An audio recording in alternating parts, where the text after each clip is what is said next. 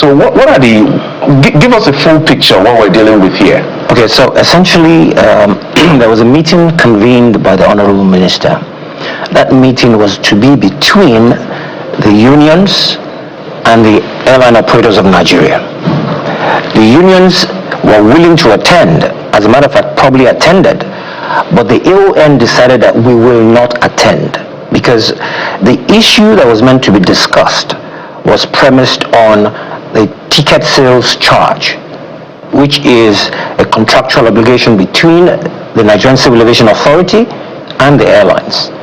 So the AON felt there was no basis to be sitting in conference with the unions to have a discussion on a matter they would not be able to resolve. That was the premise of the AON not attending that meeting.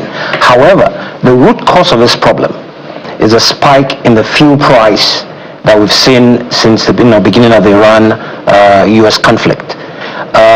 In March of 2026, this year, fuel price around the world, Jet A1 fuel, spiked about 60 to 80% in other parts of the world. But in Nigeria, the spike was 270%. I mean, that's about 3 times the world average. Now, it's important to understand that fuel constitutes 40% of the operating expense of any airline operation.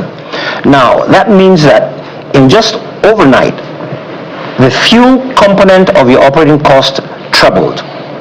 That's 120%.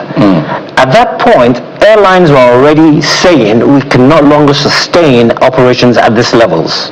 Because, I mean, if you're not able to address all the other safety components of your operation, and everything you're doing is just selling tickets to buy fuel, it didn't make sense.